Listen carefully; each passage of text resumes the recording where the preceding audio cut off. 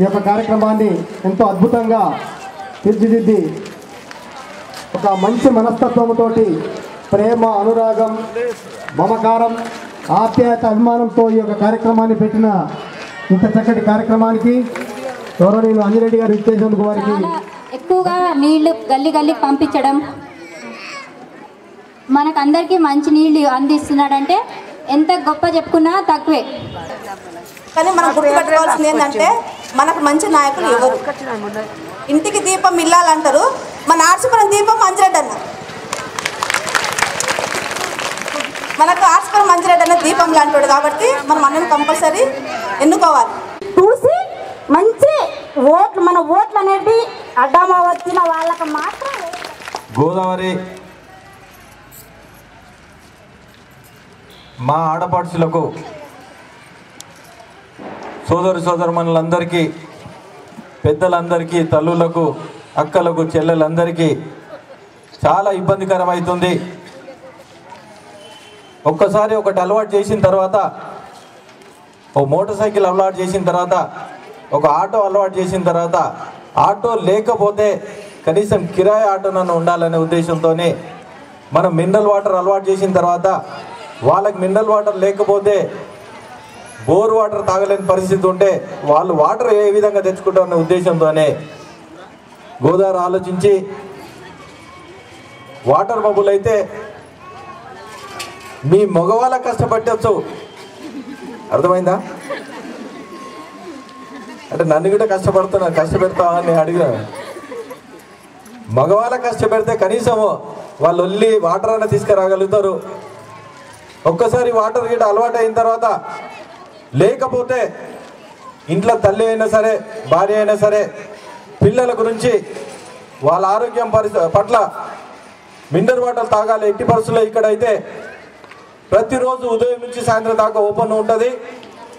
మీరు వాటర్ ఒక్కసారి పట్టుకొస్తే కనీసం 2-3 రోజులు మనకు తాగడానికి అవసరం ఉంటుంది అనే ఉద్దేశంతోనే మగవాళ్ళకు పనిపెట్టిన గోదావరిని మీరు ఆశీర్వదిస్తారో గట్టిగా చప్పట్లు కొడతారో నాకైతే కోపం వస్తుంది. చప్పట్లు కొడతారా గోదావరి గురించి? ये अక్కడ गुर्तलेद क्या समझ में नहीं आ रहा? हिंदी में बोलना सब जने को. ఆ విధంగా చాలా మందికి 10, 20, 50 ఇట్లా ఇవ్వడంతోనే ఒకటే రోజు కార్యక్రమం పెడితే మీరందరూ సంతోషంగా తీసుకుపోతారనే ఉద్దేశంతోనే ఈరోజు ఈ కార్యక్రమం పెట్టడం జరిగింది. నా ఉద్దేశం ఒకటే ఏంటంటే ప్రతి పిల్లవాడిని అమ్మాయినైనా అబ్బాయినైనా మీరు మంచి చదివించి వాళ్ళు చదువులో రాణించినప్పుడే మీ బీదతనం కొట్టుకుపోవడానికి ఆస్కారం ఉంది. మన చుట్టుపక్కల ఎన్నో కంపెనీస్ ఉన్నాయి, ఎన్నో ఐటీ కంపెనీస్ ఉన్నాయి హైదరాబాద్లో. చాలామంది వేరే వేరే ఊర్ల దేశాల నుంచి రాష్ట్రాల నుంచి వచ్చి ఇక్కడ ఉద్యోగాలు చేస్తూ ఉన్నారు. మన పిల్లలకు మనం చేపియలేకపోతున్నాం. కారణం ఏంటంటే చదువు కారణం, చదువు వెనుకబడ్డ కారణం. నేను గవర్నమెంట్ స్కూల్లో చదువుకొని గవర్నమెంట్ కాలేజీలో చదువుకొని ఇంత పైకి రావడం కారణం గవర్నమెంట్ కాలేజ్ నుంచే. మీ పిల్లలకు మీ భవిష్యత్తు ఉండాలంటే ప్రతి ఒక్కరూ గవర్నమెంట్ కాలేజీలో మీరు చదివియండి. ఎవరికైతే స్కాలర్షిప్ రాలేదో, ఎవరికి నోట్బుక్స్ లేదో, ఎవరికి ఏ ఇబ్బందులు ఉన్నాయో మీరు వచ్చి ఇక్కడ తలుపు తట్టండి. వాళ్ళకి చదివించే బాధ్యత మీరు ఎంత కష్టపడ్డా కానీ ఈరోజు కూలీ నాలి చేసిన తర్వాత కూడా మీ అబ్బాయి అమ్మాయి మంచి చదువుకున్నాడో డిగ్రీ వరకు చదివించినా కానీ, ఒక ఇంజనీర్ చదివించినా, ఒక డాక్టర్ చదివించినా వాళ్ళు లైఫ్లో మరోరు మీ భారం అంతా మీ కొడుకు బిడ్డ పైనే ఉంటుంది. దాన్ని ఉద్దేశించుకొని మీరు చదివించాలని మీ తల్లులందరినీ నేను కోరుతున్నాను. చదువుకున్నప్పుడే ఒక పేపర్ చదవడానికి ఆస్కారం ఉంది.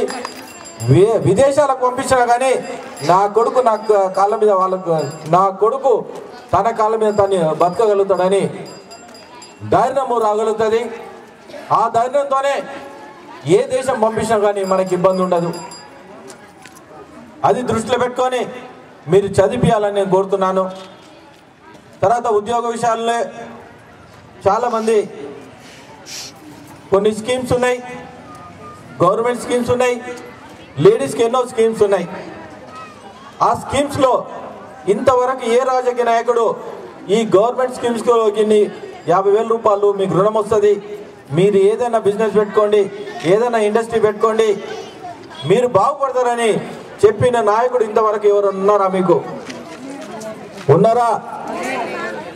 మరి లాభేంది రాజకీయ నాయకుడు చేసి? ఒక రాజకీయ నాయకుడు అంటే 2,75,000 మందికి ఓట్లు వేసిన 2,75,000 మందికి తండ్రి లాంటి వాడు. మీ బాగోగులు చూడాలంటే ఆ తండ్రే మీ బాగోగులు చూడాలి. ఇంతవరకు